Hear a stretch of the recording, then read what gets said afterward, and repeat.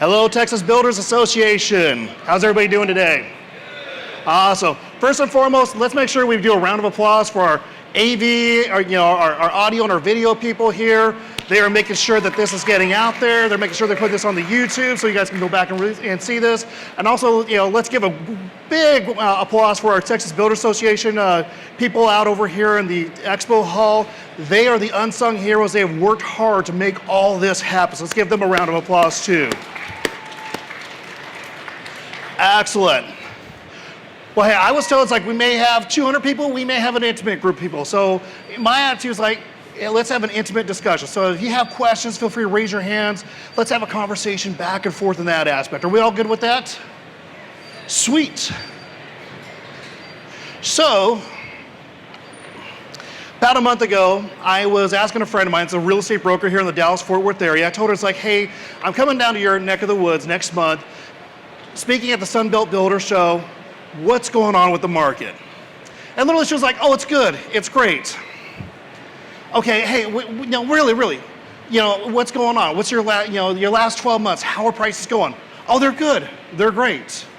Okay, the last 12 months, have they gone up in value, down in value?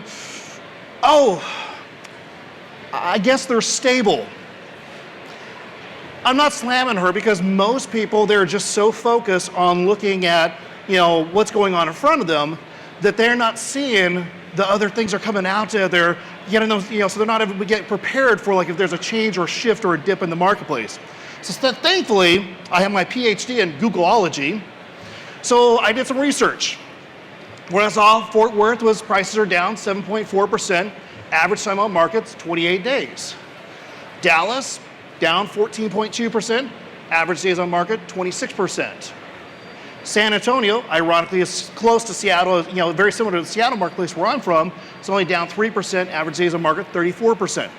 Now I know we're talking about the cities in general, and I know it's like for the builders, for the real estate community, we get down to like the types of property or the neighborhoods or the price points, all these different changes, but these are just kind of like the cities in general.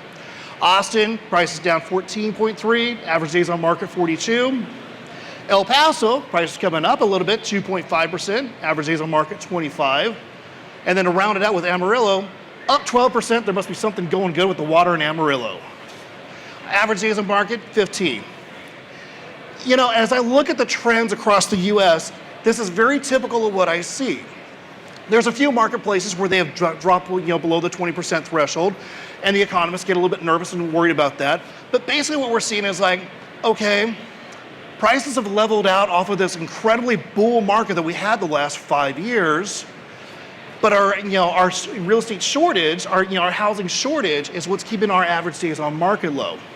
So how do we make sure that we kind of keep an eye on what's going around the marketplace so that we're able to prosper and survive in this type of market? Well, this is where leadership really, really, truly comes into play. Your leadership with you're connecting with your employees, connecting with your vendors, connecting with your subs, and also the connections that you have with your end customers, the marketplace, and really in itself. 2016, I had the pleasure of joining with John Maxwell. Now, John Maxwell, if you don't recognize the name, he's authored over 100 books in the aspect of leadership. He started out first and foremost, ironically, in the pastor world. He was a church leader. Started writing books on church leadership. And his publisher came to him and said, hey, it's a funny thing is you're selling more books to the corporate leadership world than you are to the pastor and the church leadership world. So he started taking on speaking engagements in that aspect more in the corporate world. And as I said, he's written over 100 books, I've written 2. So that's why I've kind of joined forces with him and I've affiliated myself with them. So John talks about the 5 levels of leadership. Now the first level is position. If you think about what position is, it's nothing more than a title. And if you think about at the worst case level of it, it is with an employee that will basically look at you and go, I'm going to do the bare minimum that I can possibly get away with and not get fired. Unfortunately, we see a lot of people in leadership roles that they're in leadership because of a name only. They have the title manager or foreman or site supervisor or something of that aspect. And this is where you see a lot of problems within the job site where people are just not coming together, coming together as a team. Kind of a real life example I could do with this is back up in the Seattle marketplace. I also own a real estate business. In the real estate world, we have what's called a designated managing broker. Now, this is the person that ultimately is legally responsible for everybody's actions that, within the real estate brokerage or the real estate firm. My very first one, 22 years ago, literally was a DB in name only. He would literally tell people, I charge $150 cash up front if you have any questions. I mean, he was literally just the name on the wall to meet the Department of Licensing, requirement. This is not, typically when I come into companies, we start working on leadership training or leadership development. This is normally where we first start seeing and we start spotting our problems, within the leadership world. Next up is permission. And a permission base is when somebody has given you permission to lead them or to influence them. The funny thing with this is you don't have to have the title of boss, manager, site supervisor, foreman, or whatever it is within your company. If you go back and you look at your teams in that aspect, just kind of look around and say, okay, hey, when there's a problem, when there's an issue, who does everybody go to kind of help figure out a solution? That's typically going to give you an idea of who's in that permission-based aspect for leadership. The third one is the production. What this level of leadership is typically somebody that has been recognized on what they've contributed to the business or to the organization. Kind of like here within the Texas Builders Association, I would say it's, like Donnie Evans, who's your current president. By the fact of him sitting as your current president, typically you've given him a level of influence. You respect him as a leader because of his level of production and what he does for the organization. Third aspect is the people development. People follow you for what you have done for them. John Maxwell says that this is kind of the level of leadership that he happens to be at. And so, this is where you're really diving deep into supporting your employees, supporting your team, really making sure that you are creating a work environment where people want to come to you, they want to stay with you. You don't having that turnaround. It's funny, as I was kind of walking through the trade show booths here and I was talking to various people about, hey, what challenges are we seeing within the marketplace? What's going on in the building community here in Texas? And the funny thing is, what I heard quite a bit was supply chain issues that we were dealing with, we were fighting with earlier. Yeah, they still pop up every now and then, but for the most part, that's done. It's the labor issue. It's the labor aspect. Keeping good people on the team in that aspect, making sure they don't get sucked away and recruited over to somebody else. Organizations really dive deep into people development. This is where I see where they really build up that that cohesion. They really build up that environment. A couple of years ago, I actually got hired on to go do some training with an electrical contracting company. And the funny thing is, they hired me to bring me in initially for their sales training. And I was like, what does electricians need to know about sales? Because I'm thinking like, okay, Mike, for our electrical contractors, we have an issue. I call them up, they come out, they bid it out, they complete it, we send them a check, we're good. And what I didn't realize, but then again, I've got a relationship with this particular company. I trust them. I know that they're going to get the job done, taken care of, on time, on budget, what have you. But for the general consumer out there, I guess that they'll want a price shop or this or that. So the electricians, they'll come out, they'll do the estimate, and then they've got to sell the project there on the site. And so most electricians, if you look at a personality profile type, they're a very high C, a very high compliance person, which is good because it keeps them from getting electrocuted or burning a house down. Whereas, typically a good person in the sales and marketing side, they're a very strong D or a very strong I. They either can be able to ask for the order or they're personable enough to where, the customer likes them. So, kind of surprised, but that's an example of a company that's really spent some time as far as making sure that they are investing in their employees. They have one of the lowest turnover rates within our marketplace. And then finally, the pinnacle of the level of leadership. Very few people actually ever hit pinnacle. At this point, it is because you've developed a level of respect so far. Think of Mother Teresa. when it comes to pinnacle level of leadership. Somebody that you say their name and they, you automatically know what they stand for and what they do. So you see in, the 5 levels of influence, it's all pretty much ties in very, very similar. So if I have the position of boss, but I've never really kind of tied in and spent time with my employees and really got to know them on a personal level, yeah, I have the lowest level of influence with them, which basically means they'll show up, they'll do the bare minimum necessary to get done for the day, and that's it. Once we develop, relationships with them, now I've got their permission to influence them. I've got their permission to spend time with them. Production, they see me right alongside with them in the trenches in that aspect. The development, the team building side of it, they see that we really do care about them as far as the growing in that world. And then hopefully one of these days, I too will hit that pinnacle level of respect. So one thing as we're researching for this and talking with other builders and developers out there was I came to the realization that the home building business is a unique business in that aspect that you have to be able to, handle both the production side of it and the sales side of it. So most businesses, they're either in the manufacturing side or the selling to the consumer side. Whereas in the home building business, y'all are on both sides. Now the cool thing is, with with what you learn within for leadership and influence in that aspect, for team building, for within your company, your sales and marketing people can tie that right on over into the sales and marketing side because it's all about building relationships, rapport building, and in that aspect. So let's talk a little bit about attitude. I refer to attitude as the difference maker. Let's think about this for a second. You've got 2 people that are applying for the same job. On paper, they look 100% exactly the same. Same experience, same background, same education, same certifications, same everything. You could literally take the names off and you could swap the 2 around. One comes in with a whatever it takes attitude. It's hard charging, team player, hey, what does it take? Put me in, coach type of attitude. The other one comes in with the what's in it for me attitude.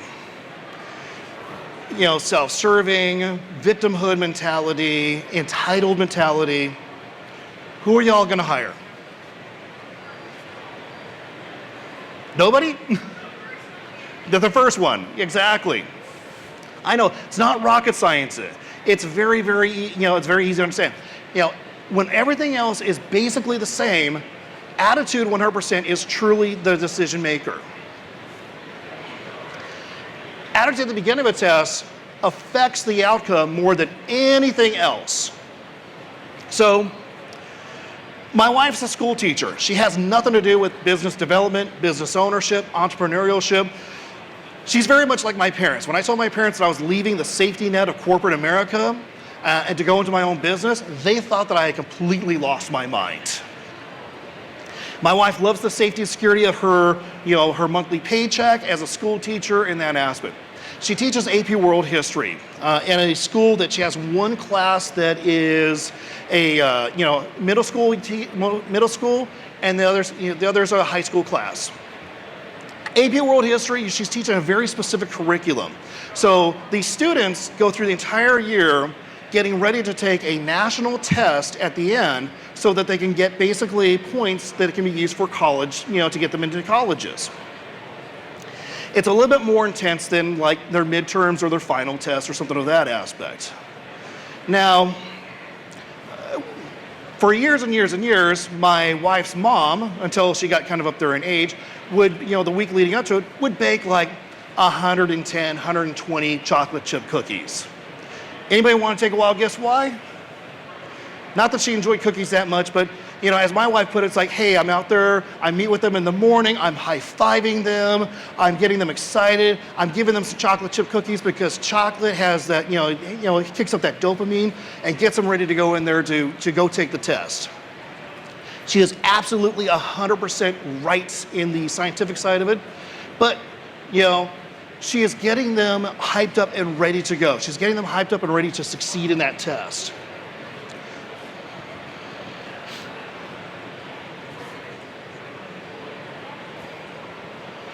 Think about also, okay, we're here, can I mention Dallas? I know we're in Fort Worth, but is it okay to, it's kind of like Seattle and Tacoma, Washington. We're close enough that everybody thinks we're about, the outsiders think we're about the same, but can I talk about Dallas real quick? All right, perfect. So in Dallas, we've got what? The Dallas Cowboys, the Mavericks, and the Texas Rangers, right? Say again? Oh, and the Stars, thank you, I forgot about that. Very similar to Seattle, we're a big sports town too. Now, before any of those big games, what do you think the coaches are doing? What do you think the team leaders are doing with the players in the locker room before they even step foot out of the locker room and out onto that field? They're hyping them up. They're getting that attitude in check. So your attitude towards others affects the attitudes back towards us. I remember one time, I'm originally from New Mexico. The Army was what took me up to Washington State, where I live now. And for years, I'd always fly back to see my parents for Christmas because it was always easier to, see them during Christmas time frame because mom and dad, that's when they would take their time off from work. Well, this was one of those freak storms. I always, would fly through Vegas, and a freak snowstorm went through Vegas. As the plane is landing and taxiing to the breezeway, you literally hear the pilot get onto the intercom, say something to the effect of, "Thank you for flying Southwest Airlines. If Vegas is your final destination, congratulations, we've made it. If you have a connecting flight, I'm just going to tell you right now, you're not going to make it. We've already got customer service will be set up in right as you exit out of the aircraft to help you get rebooked onto the next flight, and Merry Christmas," type of aspect. How many people have ever experienced that? Well, so I'm standing in line. I've done a lot of traveling up to this point. Not my first rodeo by any extreme. The person in front of me, this obviously was that person's very first rodeo. He is tearing the poor lady up one side and down the other, like she actually had the power herself to bring in that freak snowstorm in Vegas of all places. I mean, you'd expect it in Chicago where they're prepared for that, but not Vegas. And she is just looking battered. I mean, she is just, we kind of go back to that first level. She is doing the bare minimum, probably just to get this person out of her face and away from her, and hopefully out of Vegas for good. I come up to her. I have a little bit more experience in influence and that aspect. And my first words to her was, "Has anybody taken the time yet to say thank you for helping us get to see our families on Christmas?" Now, some people go, "Oh, was that manipulation?" No, because I wasn't trying to get her to do anything special for me or any of that aspect. That's kind of the difference between influence and manipulation. Well, her eyes kind of perked up, and she kind of looked at me. She had like this strange look on her face, like I just said something she hadn't heard in a while. She asked me, where was I going? I was like, Albuquerque, New Mexico. She's like, and I start seeing her like typing away at that keyboard. I almost think like an elbow or two worked its way in there, something of that aspect. She looked at me and said, "How fast can you run?" Now keep in mind, I spent 4 years active duty in the military, 5 years in the Department of Defense. I did enough running in that aspect to last me a lifetime. If you see me running today, it's for a very, very good reason. But what I told her was like, I will, if it gets me on the plane, I will run wherever you need me to go. She goes back to working on that keyboard. Another elbow goes in there type of aspect. She looked back at me and said, "It's going to take at least 3 days for your luggage to get there. Are you okay with that?" There's nothing in my luggage that I cannot replace once I get to Albuquerque. Literally, she is, as she's printing out the boarding pass, she's giving me instructions on where to go running and flying down, down the airport to get onto my next plane so I can see my parents for Christmas. The attitude that I showed her up front was exactly the attitude that I got back in that aspect. And the other thing is, attitude is 100% contagious. We all absolutely know people that, later on tonight when you guys are going to be at the big fundraiser over at the Stockyards, we all know people that they walk into a room, they light up that room. You're excited to see them, you love seeing them. They bring energy into a room. Just as well as I'm pretty sure we know a few people, hopefully not within the Texas Builders Association, that they walk into a room, it's like they suck that energy and their life completely out of it. But absolutely, your attitude is 100% contagious in that aspect.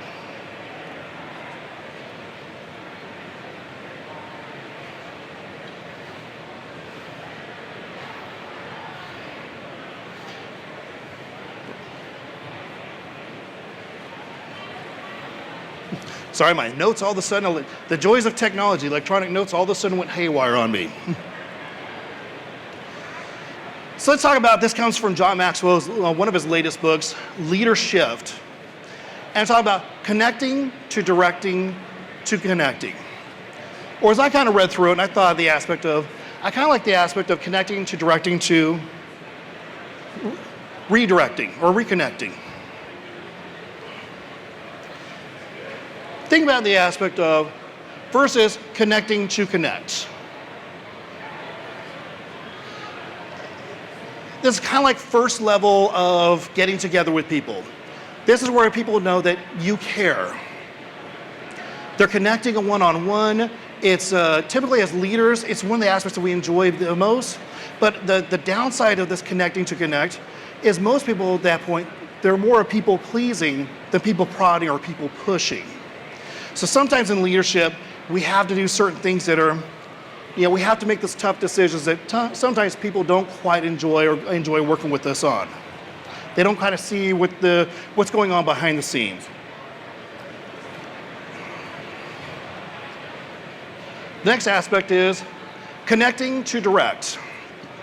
Now, connecting to direct is more of, I care, but I need you to fill in the blank. Connect, and something to kind of keep in mind also is like, depending on the situation and depending on what's going on, you may have to upshift or downshift into these various aspects. One of those positions where I was in that connecting to direct is within my position with eXp Realty. They will assign newer agents over to me. We kind of put them onto our team. And so we train them in that aspect. We get them for a handful of months, and then once they graduate through the mentorship program, we move them on to, they get to either stay on board with the team if we both want to, or we wish them the best, or they go off on their own type of aspect. Well, as I said, 4 years active duty in the military, 5 years in the Department of Defense. If you look at my personality profile, especially when anybody familiar with the DISC profiling? Okay, a handful of people.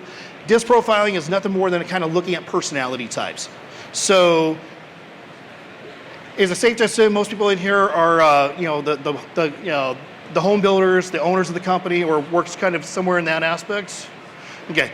Probably very strong D personality types. We're the drivers in the room. We're the people that are kind of like the go-getters. We're the one that's going to get it taken care of. I is the inspirational side of it. I is like the people, the people that people are going to like. They're like the life of the parties. S, which is the majority of the people in America, they're the warm and comfy people. They're the ones that, hey, if you want to talk about their family, you talk about the dog, or they're the relationship building type of people. C's are probably like your engineers out here. They're your high compliance. They're going to make sure the math works out. They're going to make sure that they're going to make sure that the plant, that the walls don't fall in type of aspect. So that's just a crash course in the DISC profile personality. When I exited the Department of Defense, I pretty much had like D off of the charts, which isn't a big surprise because, hey, I came out of an environment that if I had more weight on my shoulder, my collar than you had on yours, you did what I said because it kept you alive. I pretty much almost at the bottom trace elements of the rest. Very funny side story was my first personality profile that I took. The person administering the test, we came back from lunch, and literally she's looking at it, kind of looking at me weird. It's like, people must think you're a jerk. My response, I didn't need to take your test to tell you that. I can now tell you that it's like my D is still very strong and high. My I is just right now right below that, below that. My S pops down like trace elements. My wife is helping push that up, and my C is enough to keep me out of prison, or my accountant helps keep me out of prison. So, and this is a situation where, looking back on it with this particular individual, well, I hadn't seen him in a while. Literally, we saw him in the onboarding process. We never saw him pop in for trainings, anything of that aspect. And all of a sudden, out of the blue, I get the whiny phone call.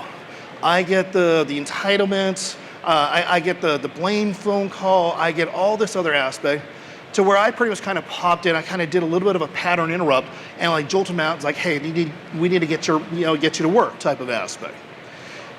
Looking back on it, I probably should have done a little bit more of that connect to connect, because I don't think he was quite ready for the connect to direct, which led him going back to corporate to file to basically say that I was being a little bit too mean and too rough with him. And then this funny thing was that coming from corporate was, a direct quote is like, Greg Towne's not the fluffy bunny guy, which I don't know how they ever picked that up. Greg Towne's the get your butt to work type of guy. But it was in that aspect, it's like, I needed to go from telling him what he wanted to hear to telling him what he needed to hear type of aspect. The higher that you go, as a quote from John Maxwell to Mark Cole. Mark Cole is the president of the John Maxwell companies, and this is one of my favorite quotes from him. The higher that you go, the more opportunities that you get, the more you have to get comfortable with being and making unpopular decisions. How many people were here for the session was like right before me? Awesome. Those great people or what? Actually, any other fellow vets in the room here? Any other fellow military people connected to the military? Not many? Okay. In the Army, we have what's referred to as an E4 is called a specialist. We refer to this as the E4 Mafia, aka the Sham Shield. Now, the reason being is because if you look at the hierarchy of the within the military, so your E7 is going to be your platoon sergeant. E8, your first sergeant, they're kind of the highest ranking NCO for the company. They're doing more training and management. They're no longer kind of really dealing with the day in, day out operations what the soldiers are doing. Excuse me. So your E7 is going to basically put out to the platoon what needs to accomplish that day. Your E6s, your section sergeants, are going to basically look over at their team leaders, which are going to be anything from E5s and E4s, and saying, hey, this is what needs to get done. Y'all figure it out. So the E5s and kind of E5s, what they don't want to do, they've shuffled it down to the E4s, sham shields, where the E4s, they look at what we want to do, we shuffle it down to the PFCs and to the E2 privates and the E1 privates. Those first three, they really don't have a whole lot of say what they can and cannot do. Now, within this E4 Mafia, the specialists here, sooner or later, one of them gets popped up, gets promoted to E5. And it's so funny because when this happens, one of two things really truly happens. Number one, they go with that leadership mentality of it's my way, the highway. I'm that first level of leader because I now have the title of sergeant, and they tend to kind of get picked on and beat up a little bit, or they sit there and go, you know what? I've seen that happen before. These are friends of mine, and I'm going to try to, shuffle in the stuff with them, but I'm not going to try to override them in that aspect. The really hard thing is, and we see this also in the corporate world, is the higher somebody progresses up in their position or their business, the higher they progress up within their organization or within their industry, the more difficult decisions they have to make. And sometimes those decisions are not what is the most popular decision. Sometimes, if you think about it, there are times when, as business, how many business owners we have in the room? How many times business owners have we had to go without a paycheck on ourselves so that we can make sure our crew is paid? Yep. But and sometimes the crew gets a little wondering why. It's like, we're a little stressed and a little bent out of shape because things are taking too long. Exactly. So then we go from directing to direct. Now, as a leader, this is always the toughest one. This is that aspect where in leadership where, I don't have time to build up, the fluffy conversations here. This is more like, I need you to do this, and I hope you understand that I'm doing it because I care. If you think about it for a brief second here, these first two, we're almost making like deposits in our employees. We're almost making deposits within our organizations, within our teams. We're almost like, hey, we're depositing in them so that they know that we care. So that when we get to directing to direct, and normally this is when things are not really going too well, and just, as a leader, you hope you spend the least amount of time within having to shift into this aspect. If a lot of times if you see responders, first responders and medical personnel in a medical emergency, this is where they're hoping like, you will just do what I say because I hope you understand that you've given me enough, there's enough influence with the, the position that I have that you understand I'm just doing this for your best interest. For a lot of really great leaders, this is the toughest aspect, this is the toughest shift to be into. And then finally we get back into directing to connecting. This is where people know how much that you care, and and that they still are with you. There's kind of there's a term in the leadership world called moral authority, which basically means that, hey, I may not quite understand exactly why you're asking me to do this, or I may not understand why this is, this particular aspect is such a high importance right now, but we're going to get it taken care of. We're going to get it done anyways, and. So this is where you really truly kind of find out where your leadership is, where where people are that truly are kind of your core base within your organization. So any questions that we have so far? Well, hey, let's open up just to general question and answers within leadership, business. I mean, what are some of the biggest things that are affecting your guys' industry right now?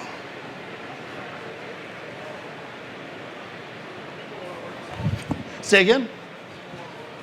People want to work from home. Okay. I'm assuming you're talking about operations people in that aspect, or? Okay, an architectural firm. Okay. So what we're losing on is the collaboration, is what I'm hearing. So, what type of environments what type of work environment, or what type of work environment do they have to come into?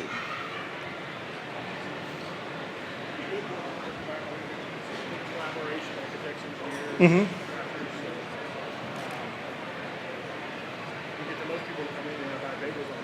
Okay. Gotcha. I saw this quite a bit, especially in the 2020, the year of COVID, which, let's just face facts. Can we just all agree 2020 was kind of like a bad girlfriend or bad boyfriend? We just would much rather wish it never happened and we don't talk about it.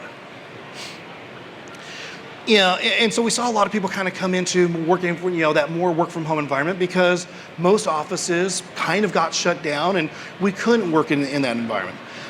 We're in my marketplace, Seattle, we're seeing this reverting back, especially within the tech industry, in the tech world of, hey, we're trying to pull these people back in, so for that collaboration.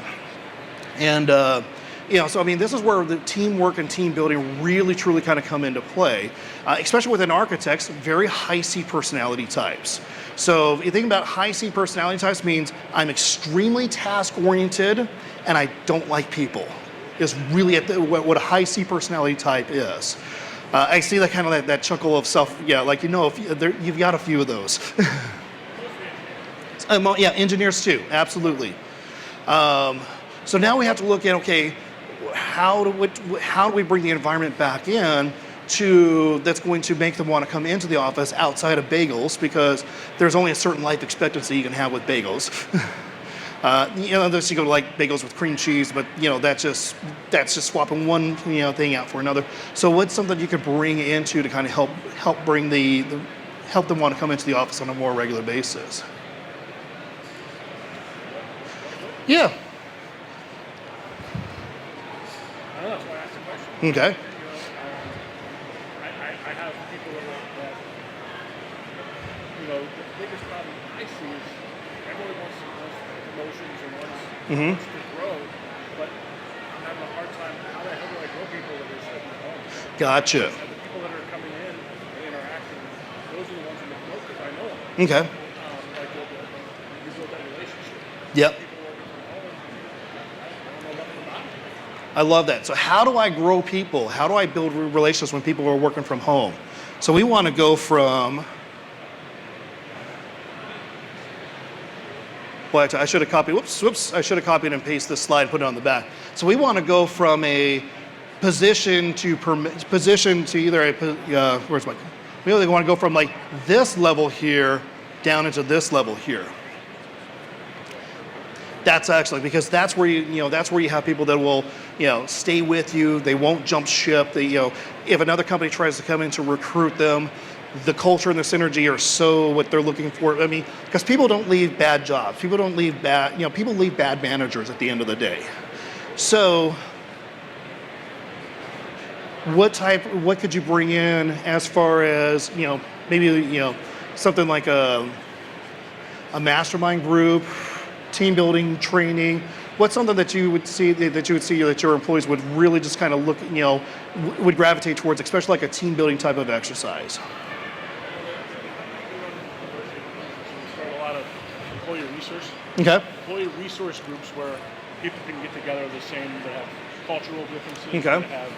that have,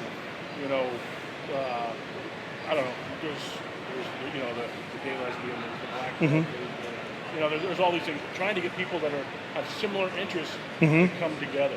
And that's working great, because it's getting people like, oh, I'm not like the oddball out. Yeah, I'm not the lone wolf out here. So we're working on that. And it's just, getting people to come in. I've had great success, but I don't manage some other parts of those people. And those are the people where we're having the issues where they're all leaving, the retention issues, Okay. the employee engagement. They don't feel they're getting engaged. Yeah. No shit, because you're not in the office, right? So that's the kind of stuff. Like, how do I influence those people and bring them in? Let me just make sure I'm hearing you correctly. So they're doing like really great when they're in their pods, in their tribe. But as far as getting everybody to communicate together, to kind of bridging those gaps. Yeah. Okay. First and foremost, there's a book I would recommend, Diversity. Drawing a blank on the author's name. It's Diversity. It's a white cover. Make sure I grab your card. I will shoot you that over. It's literally sitting on my bookshelf and I fly back tomorrow type of aspect. But I would also look into, and so just so that I know your role within the position, are you one that can kind of sit to go, hey guys, I'm going to put this new system in place. We're going to do, okay, perfect. Means you don't have to go sell this to management or something of that aspect. So a lot of times just kind of helping bringing people together, because like people will gravitate to their pods. And this may be an unpopular thing to say. I love DEI. The downfall of DEI is now we've taken everybody, we've sucked them back over to their pods. We've given people the ability to know, like, hey, I've got a voice, I matter, I this, I that. But now it's all, but now we've kind of sucked everybody into like these specific pods, and now trying to get everybody back in together. It's kind of like a weird, freaky, like baking experiment. It's like we got all the ingredients, now we just need to put all the ingredients back together so we can have this wonderful, great apple pie, birthday cake, what have you. So one of the things that I love doing in one of the resources is using like team building or something like physical activity, because it gets you away from, the aspect of this is a work thing. And it kind of, when there's motion, when there's energy, there's something about like, hey, people, get people high-fiving each other. Another technique that we've used within our consulting practice is using a tool called the leadership game. Some of my business owners, they hate it because like, I'm not paying my people to go play a game. Well, it's an assessment tool that plays out as a game. And the cool thing is when we start playing games for people, their barriers start dropping, their walls start dropping. So now we can kind of see how people are interacting, how people are working with each other. And now we get a chance to really kind of find out where we need to kind of do, mend some bridges and help bring people together. But definitely I will get you that book, because I think that would be a great starting resource. And then looking for, what is something that I can kind of help bring everybody in together. And that way, because like once people get to kind of know each other on a personal level, now we've gone from, Bob or Jake over in 3 divisions over to my friend Bob, type of aspect. Awesome. Hey, you're welcome. Thank you for playing. Other questions?